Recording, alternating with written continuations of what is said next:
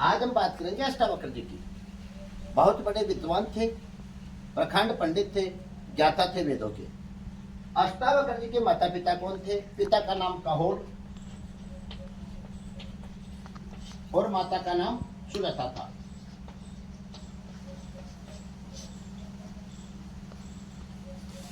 जब ये अपनी माता के कोख में थे तब कहोड़ ऋषि अपने शिष्यों को वेदों का पाठ पढ़ा रहे थे। तो उनसे कोई त्रुटि हो गई तो उन्होंने माता की कोख से ही पिता को त्रुटि सुधार के लिए कहा कि ये गलत है। इतने पंडित थे ये गलत है। तो एक दो बार कहा तो पिता क्रोधित हो गए। कहोड़ ऋषि क्रोधित हो गए, अपने पुत्र को पेट में श्राप दे दिया कि जब तू पैदा होगा तो टेढ़ा मेढ़ा होगा, टेढ़े मेढ़े शरीर के साथ पैदा होगा। जब इनका जन्म हुआ तो इनके शरीर में 8 बल थे, 8 प्रकार से टेढ़े मेढ़े थे, तो इनका नाम पड़ा अष्टावक्र। जब इनका जन्म हुआ तो इनको जन्म देते ही अपने नाना के यहाँ भेज दिया जिनका नाम था उदालक ऋषि।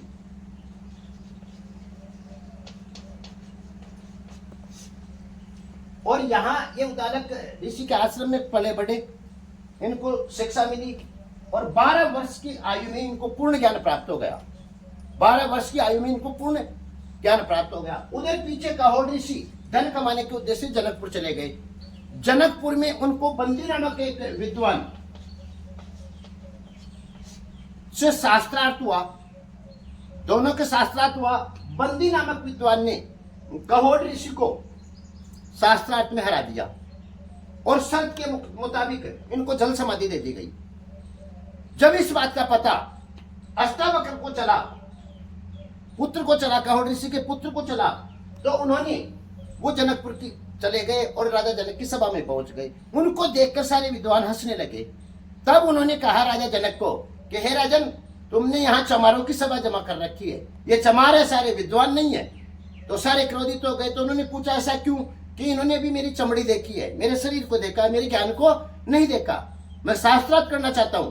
तब इस बंदी नामक विद्वान को इन्होंने शास्त्रार्थ में हराया और अपने पिता और अन्य विद्वानों को मुक्त करवाया, जल समाधि से मुक्त करवाया, बंधन से मुक्त करवाया।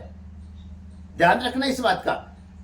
और आज भी अष्टावक्र का जो मंदिर है वो ध्यान रखना, कहल गांव में, बिहार के भागलपुर जिले के कहल गांव में आज भी इनका मंदिर बना हुआ है।